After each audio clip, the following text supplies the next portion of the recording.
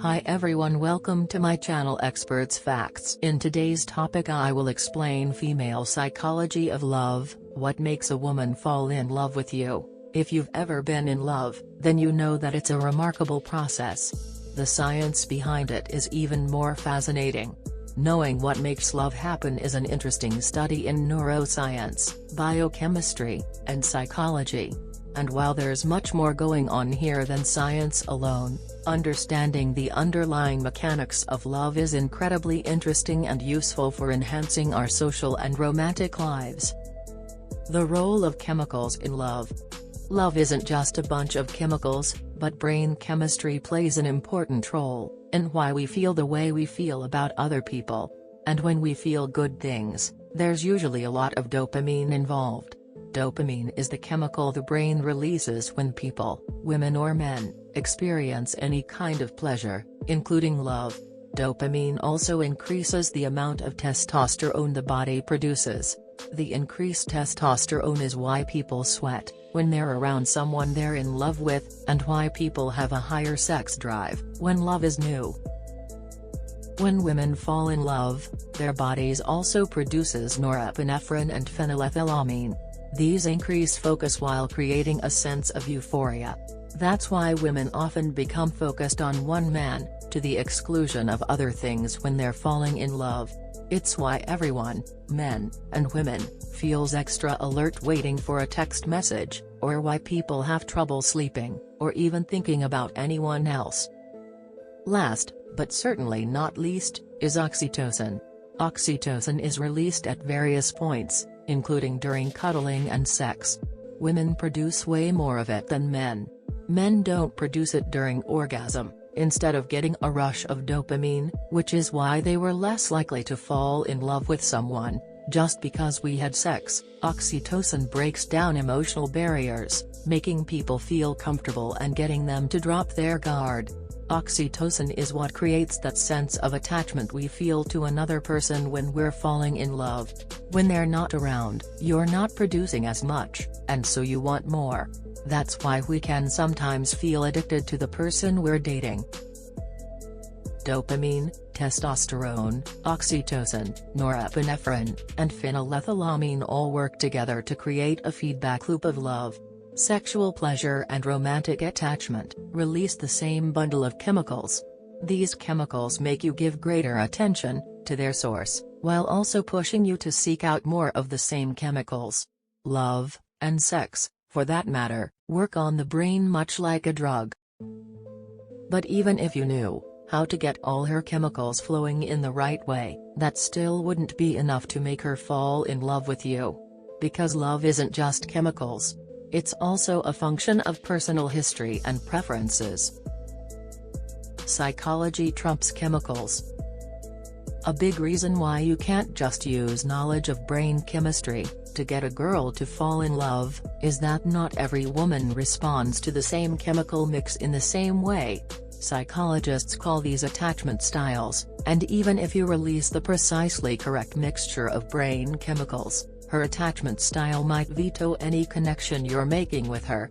Whereas the hard sciences, biology and chemistry, tell you that you can engage in certain actions, release certain chemicals and get certain effects, the soft sciences, psychology, say that something much more personal and nuanced is going on. You're probably aware of attachment styles, even if you didn't know they were called that.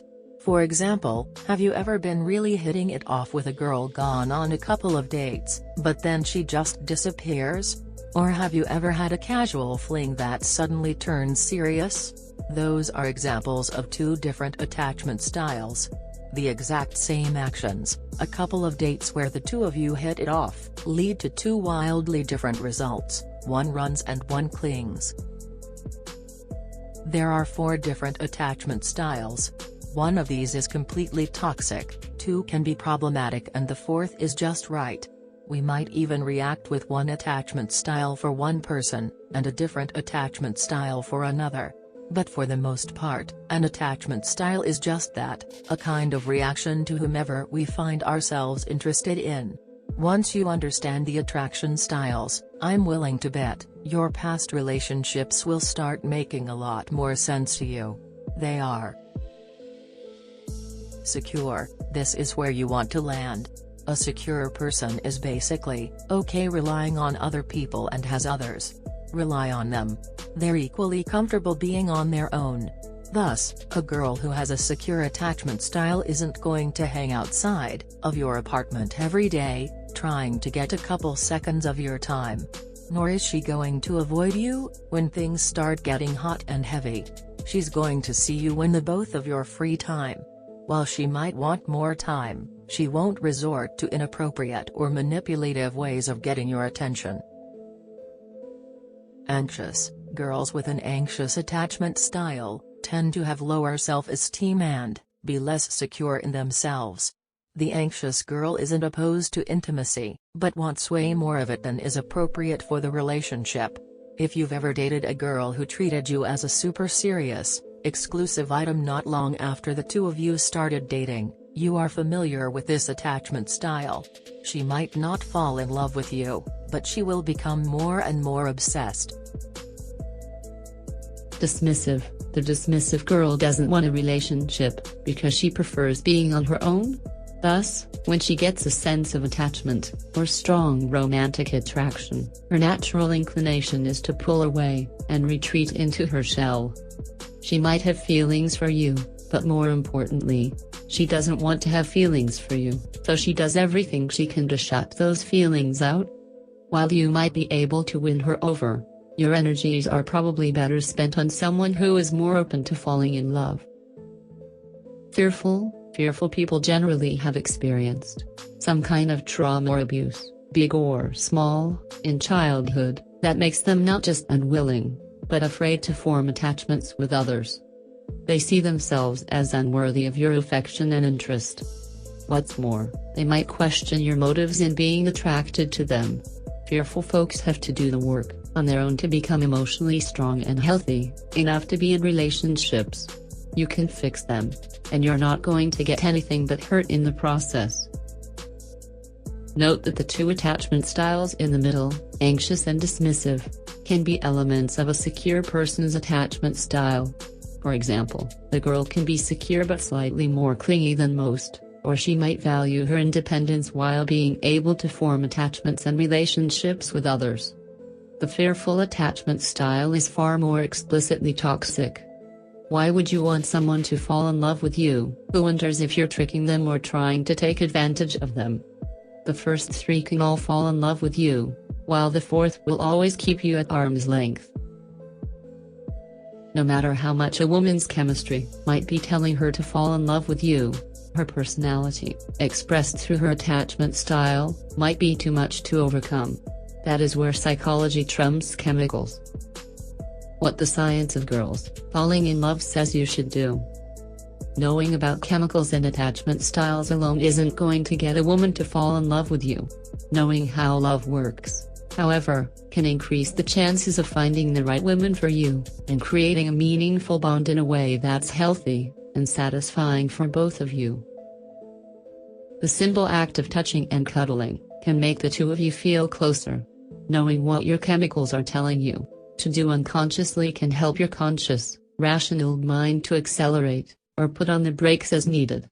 Understanding her attachment style can help you give her what she needs in a relationship, or decide to find someone else, if your attachment styles don't match. The science of what makes girls fall in love isn't a magic spell, or a Jedi mind trick. It's the simple act of paying attention to habits, behaviors, and preferences with an eye toward the role science plays in affairs of the heart. You can't hack into her brain and make her fall in love with you, but you can use your knowledge of how the brain works to nurture and deepen attraction that's already there. Given enough time and the right compatibility, that attraction can blossom into love, in all its strange, unique, exciting complexity. How long do love chemicals last? It depends on what you are referring to by love chemicals. There are many chemicals involved in building a romantic connection with someone. According to Helen Fisher, falling in love has 3 stages: lust, Attraction and love. Lust is the beginning stage, led by testosterone in males and estrogen in females. It is based mostly on desire, but not on connection. Attraction is when you become more obsessive about your partner and crave their proximity. That is driven by two chemicals, dopamine and norepinephrine. Dopamine is associated with reward, which is why it feels special to see your partner. Norepinephrine puts your body in an alert state, and can be related to how you have a racing heart when you see your partner, as well as how you can forget about eating and sleeping around them. Attachment is related to committing to your partner. It is when oxytocin replaces dopamine, creating the desire to bond with and take care of your partner. Depending on what love chemicals are referring to, they could last less than a day, for lust, or a lifetime, for attachment. Our understanding of love chemicals helps us better navigate our romantic relationships. Can you change attachment styles? Yes. Our upbringing and beliefs lead us to a certain attachment style by default. For example, people with a history of abuse have a higher tendency to have fearful avoidant attachment styles. By building our self-awareness, we can move from a less healthy attachment style onto a secure attachment style. People who are secure have higher emotional intelligence, positive views of relationships, and discuss problems rather than attacking personalities. We can build up that attachment style by cultivating those traits. Can you have multiple attachment styles? Yes, most people have a combination of different attachment styles.